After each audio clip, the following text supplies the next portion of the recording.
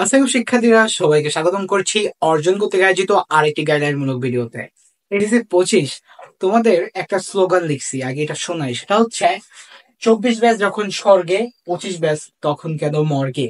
এই কথাটা স্লোগান দিয়ে তোমরা রাস্তাঘাট উত্তাল করে দিচ্ছ। হয়তোবা সবাই করতেছে না, কিছু সংখ্যক ছাত্রছাত্রী যারা আন্দোলনের ডাক দিয়েছে এবং তাদের মুখে এই একটাই সুর। এছাড়া তারা আরো বিভিন্ন কথাবার্তা বলতেছে, যেটা তাদের যৌক্তিক কারণ মনে হচ্ছে। তারা পরীক্ষা পেছানোর এই যে দাবিটা বলতেছে বা উপস্থাপন করতেছে। তো আজকে ভিডিওতে আমি এমন কিছু কথাবার্তা বলবো যে কথাগুলো খুবই ইনফর্মাল কথাবার্তা হবে, কিন্তু এই কথাবার্তাগুলোর যে ইম্প্যাক্ট এটা তুমি আসলে বুঝতে পারবে। এবং তুমি যদি এইচএসসি 25 হওয়ার এমন কোনো চিন্তা ভাবনা নিয়ে থাকো যে হয়তো বা পরীক্ষা পিছাতে পারে, তাহলে এই ভিডিওটা তোমার জন্য। তো তুমি যদি আমার চ্যানেল নতুন হয়ে থাকো, আমি আব্দুর রহমান মুস্তাকিম, পড়াশোনা করছি খুলনা বিশ্ববিদ্যালয়।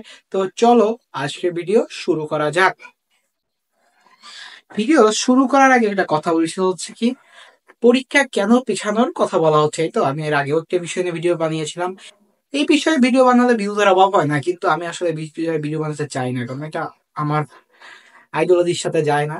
তারপরে যেহেতু তোমাদের ভিতর অনেকে আছে যারা পড়াশোনার ভিতর হয়তো বা ওইভাবে দেখতেছো যে এইটা নিয়ে কতদূর কি, তো এইটা জাস্ট একটা আপডেট বা একটা আলোচনা যে এই বিষয়ে কি বা কি হতে পারে।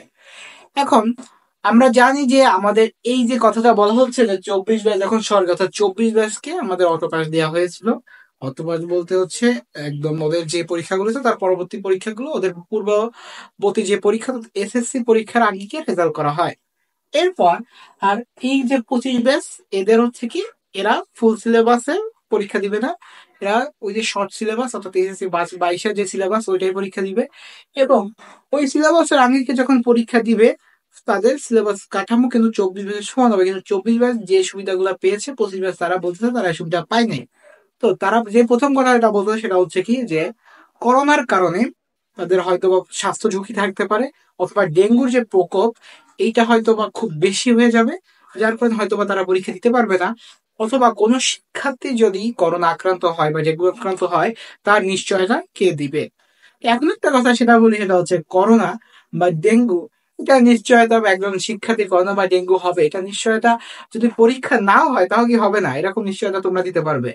তোমরা যদি না দিতে পারো তাহলে পরীক্ষায় বসতে অসুবিধা কোথায়?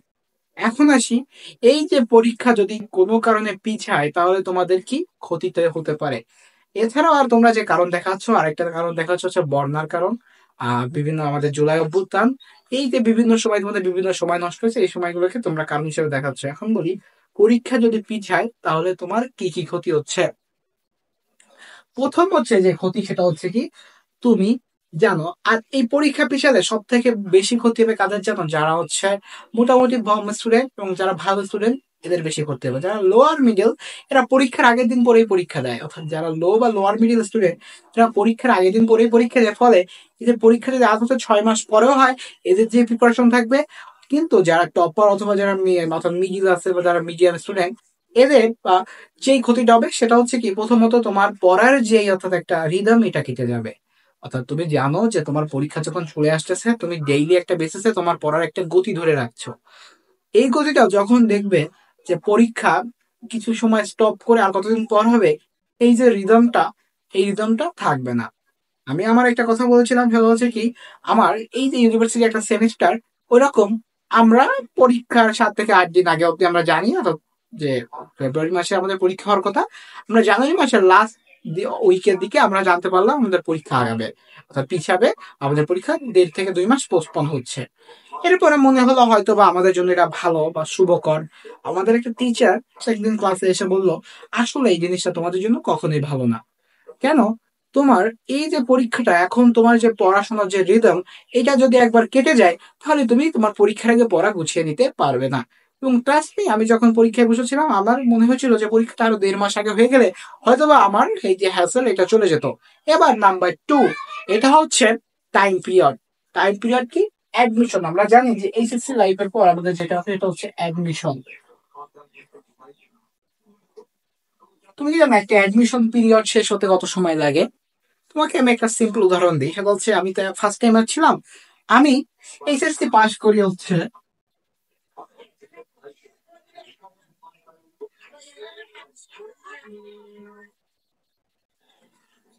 আর আমার বিশ্ববিদ্যালয়ের প্রথম ক্লাস যেদিন আমি অংশগ্রহণ করি বা আমার ক্লাস অনুষ্ঠিত হয় সেটা হচ্ছে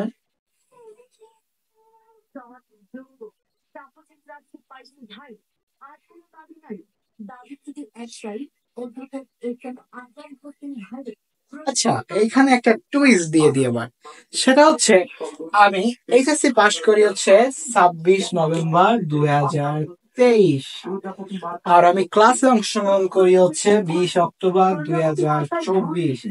তাহলে হয়তো আমাদের টাইপ আন্দোলন বা যাতাই হোক অর্থাৎ জুলাই অভ্যুত্থানের জন্য আমরাও ক্ষতিগ্রস্ত কিছুটা হয়েছিলাম, তারপরও আমাদের এইচএসসি পরীক্ষা পাশ করার পর নর্মালি ক্লাসে বসতে বা বিশ্ববিদ্যালয়ে ভর্তি প্রক্রিয়া শেষ হয়ে ক্লাসে বসতে বসতে 6 থেকে 8 মাস সময় লাগে।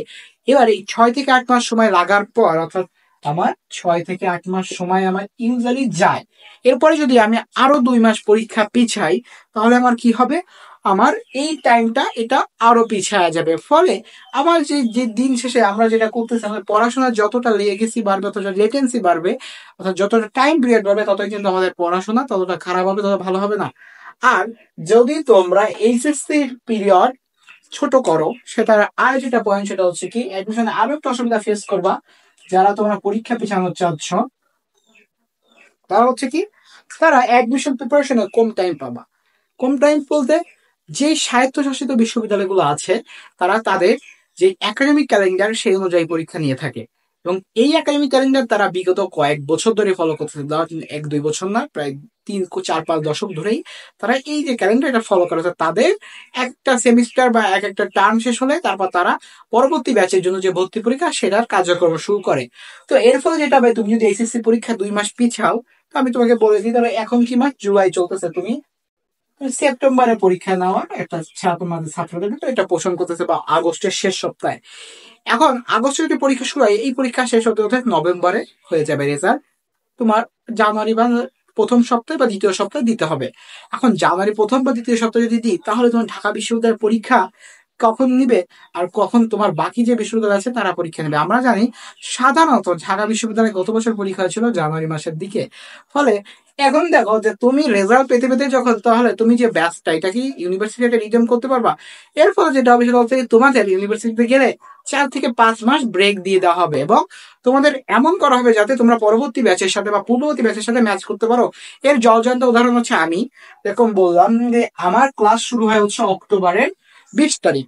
এই অক্টোবরের 20 তারিখ ক্লাস শুরু হওয়ার ফল আমার যে একাডেমিক ক্যালেন্ডার এইটা আমাদের হচ্ছে পরীক্ষা হওয়ার কথা ছিল ফেব্রুয়ারিতে মাঝামাঝি, কিন্তু এছাড়া ইউনিভার্সিটি তো আর একটা ব্যাচ পড়ে না, কারণ আমরা ছিলাম 2-4 ব্যাচ, এর আগে আরো 2-1, 2-2, 2-3, এই যে ব্যাচ গুলো আছে এই ব্যাচ গুলো তো হচ্ছে।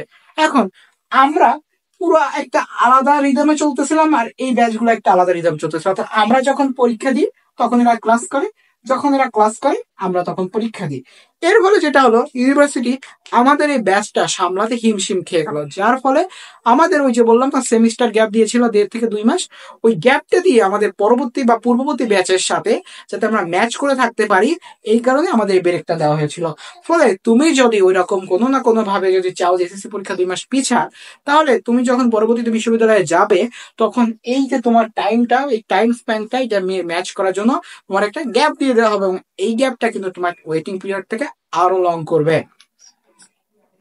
এরপরে আমাদের কি আছে যে আর একটা কারণ, সেটা হচ্ছে কি এসএসসি 25 তোমরা যারা পরীক্ষা পিছাতে চাচ্ছ, এখন একটা যে সত্য কথা হচ্ছে কি আদৌ পরীক্ষা পিছিয়ে লাভ কি হবে। তুমি এখন যে পড়াশোনা করে পরীক্ষা দিচ্ছ, অর্থাৎ আমি কথা বলতেছি তাদের সাথে যারা হচ্ছে আমার অর্থাৎ টপ মিডিল লোয়ার বা লোয়ার মিডিল যারাই থাকো এদের সাথে, কারণ যারা একদম লো তারা পরীক্ষার আগের দিনই পড়ে পরীক্ষা দাও, এটা আমি জানি, এবং তোমরাও এটা বিশ্বাস করো যে তোমরা পরীক্ষার আগের দিন ছাড়া না পড়ে পরীক্ষা দিচ্ছ না। তাহলে এবার যে কথা সেটা হচ্ছে কি, তাহলে আমাদের এখন কি করা উচিত। এই যে আন্দোলন বিষয়টা এটার কারণে কিন্তু তোমাদের মনোযোগ নষ্ট হচ্ছে। তোমরা সবাই জানো যে এখন লাস্ট 7 থেকে 8টা দিন আছে মোস্ট ক্রুশাল টাইম, এই টাইমে যতটা ভালো হয় পড়াটা গুছিয়ে নিতে পারলে নিজেদের জন্য ভালো। কিন্তু আমরা যদি এটাকে গুছিয়ে না নিতে পারি, এর ফলে আমাদের পড়াশোনার যে একটা গতি বা পড়াশোনার যে লাস্টের একটা ফল এটা আমরা ভালো হবে না। আমাদের এই যে সময়টা এক একটা ঘন্টাকে আমি মনে করি এক একটা দিনের সময়। কারণ এখন তোমার ব্রেন থাকবে সুপার অ্যাক্টিভ, কারণ প্রেশার টাইমে মানুষের ব্রেন সুপার অ্যাক্টিভ হয়ে যায়। মানুষ তার অ্যাকুরেন্সি বাড়ে, তার কাজের কর্মক্ষমতা বাড়ে, কর্মদক্ষতা বাড়ে। কিন্তু এখন এই সময়টা যদি তুমি এই সব জিনিসের খেয়াল দাও, এইসব জিনিস করো, তাহলে বাদ যাবে। আন্দোলন কি শুধু 25-এ হচ্ছে না, আমরা যখন 23 ব্যাচে পড়াশোনা করতাম আমাদের সময় আন্দোলন হয়েছিল। 24 ব্যাচে তো তোমরা জানো যে শিক্ষা মন্ত্রণালয় তারা হামলা করে বসেছিল, অর্থাৎ তারা যেভাবে অটো পাস জোর করে দিয়েছে। এবং 25 তোমরাও তার আগেই পথ ধরে আগাচ্ছ। কিন্তু এটা আসলে তোমাদের জন্য ক্ষতিকর, সেটা কেন আমি বলেই দিলাম যে অ্যাডমিশন এবং ইউনিভার্সিটি লাইফ সেটাই হচ্ছে তোমার সব থেকে বড়। কারণ এইচএসসি কখনই কনসার্ন না। এইচএসসি আমি এমনও দেখেছি যে কেউ অল জিপিএ 5, আরেকটা লোক 3.50, এই যে এই অল জিপিএ 5 না, এই ইউনিভার্সিটিতে চান্স পায় নাই। কিন্তু এ কোনো না কোনো ভাবে চান্স পেয়ে গেছে। এ হয়তো বা সেকেন্ড টাইম পরীক্ষা দিয়েছে, বা তাও না পেতে পারে। তো এই কারণে এসএসসিটা অবশ্যই এসএসসি কাজে আসবে। এসএসসি অনেক দরকার, জীবনের একটা বড় পরীক্ষা। কিন্তু আমার তো এসএসসির পরেও লাইফ আছে, আমি তো এসএসসি নিয়ে পড়ে থাকলে হবে না। আমি যদি 2 মাস পিছাই, আমার লাইফ থেকে এই 2টা মাস চলে যাচ্ছে। আর 2 মাস যদি আমার পিছায়ও, আমার কতটা লাভ হচ্ছে কি? আমি কি এটা কোনোভাবে এটা সেই পূর্ণ ব্যবহার করতে পারবো? উত্তর হচ্ছে না, কারণ আমার দ্বারা সম্ভব না। আমি এখন যে একটা প্রেশারে আছি, যে রিদম আছি, এটা যদি একবার ব্রেক করি, আমাদের দ্বারা কোনোভাবে সম্ভব না। এবার হচ্ছে যে কথা, যে তোমরা যে দাবিগুলো তুলছো, এটা কথা বলি। প্রথম বলেছো করোনা বা ডেঙ্গু মহামারী। তো তোমরা জানো যে শিক্ষা মন্ত্রণালয় থেকে কিছু নির্দেশনা দিয়ে দেওয়া হয়েছে, যাতে শিক্ষার্থীদের এই সকল বিষয়ে তাদের সচেতন থাকার কথা বলা হয়েছে, যে নিরাপদ দূরত্ব, স্যানিটাইজার, মাস্ক, মেডিকেল টিম, এবং পরীক্ষা শুরুর কয়েক মিনিট ঘন্টা আগে বা আধা ঘন্টা আগে হয়তো বা মশা নিধর যে স্প্রে, ওটা করে দেওয়া হবে। এবং তোমাদের সম্পূর্ণ সুরক্ষা দেওয়া হচ্ছে। এরপর দ্বিতীয় কথা, সেটা হচ্ছে কি, তোমরা যারা বলতেছো যে আমাদের বন্যার বা আন্দোলনের কারণে আমরা পূর্ণাঙ্গ প্রস্তুতি নিতে পারিনি, এটা কি শুধু তোমরা কয়েকজন পারোনি? এটা পুরো ব্যাচটাই পারি না। অর্থাৎ রেজাল্ট যদি হয়, এমন হয় যে তোমাদের সবাই, যদি তোমরা এই টাইম টেবিল না নিতে পারো, তাহলে তোমাদের সবার রেজাল্ট ফলো করবে, সেখান থেকে তোমাদের রেজাল্ট উঠবে। এখন আবার যদি তোমাদের সবার রেজাল্ট, যদি তোমাদের কিছু, এমন তো না যে বন্যা নির্দিষ্ট একটা এলাকায় হয়েছে, এখন ওই এলাকার জন্য আলাদা সুবিধা দিতে হবে, অর্থাৎ তাদের পরীক্ষা পরবর্তী দিতে হবে। কিন্তু এখন বললো যে তোমাদের আমাদের টাইমটা লস হয়েছে। এখন এই লসটা তো শুধু তোমাদের একার হয় না, এটা পুরো ব্যাচের হয়েছে। তো রেজাল্ট যদি ড্রপ করে, তো পুরো ব্যাচের করবে। তোমরা এখন দেখবে যে তখন যদি 80,000 প্লাস পাবে, 1 লাখ এগুলো, তখন 50,000 পাবে। তো এ প্লাসের গুরুত্ব বাড়বে, এ প্লাসের মান বাড়বে। তোমরা যারা এ পাইতে, এর মান বাড়বে। তো এর ফলে কি আসলে ক্ষতি কোথাও হচ্ছে না? ক্ষতি করতেছো নিজের সময় নষ্ট করে, শেষ সময়টাকে ভালোভাবে ইউটিলাইজ না করে। তো এই ছিল আজকের ভিডিও। যত ইনফর্মাল কথাবার্তা বললাম, অনেক কিছু আছে আগোছালো হয়েছে, কিন্তু কথার লাস্ট মোটিভ হচ্ছে এটা, যে লাস্ট টাইম আদৌ করে কিছু হবে না। আর যদি কিছু করেও নাও, তো ক্ষতি তোমাদের। তো এই জন্য যাই করো ভেবে চিন্তা করো। আর এই যে কতিপয় কিছু লোকের উস্কানিতে নিজেদের এই টাইমটা নষ্ট করে না। তো এই ছিল আজকের ভিডিও। ভিডিওর শেষেই বললাম যে 24 যখন স্বর্গে, 25 ব্যাচ তখন কেন মর্গে। এই কথাটা যতটা তোমাদের কাছে যৌক্তিক মনে হচ্ছে, আমার কাছে ততটা অযৌক্তিক মনে হচ্ছে, কারণ এটা তোমাদের জন্য কোনোদিনই ভালো কাজ বা শুভকর নয়। তো দেখা হচ্ছে পরের ভিডিও। সে সুস্থ থাকো, সুন্দর থাকো, পড়াশোনার সাথে থাকো। লাস্ট টাইম খুব ভালোভাবে পড়াশোনা করো। লাস্ট 7 দিন আছে, এই 7 দিনই যদি অনেক ভালোভাবে গুছিয়ে নিতে পারো, তাহলেও কিন্তু একটা ভালো রেজাল্ট করা সম্ভব। তো সেই অবধি সুস্থ থাকো, সুন্দর থাকো। আসসালামু আলাইকুম।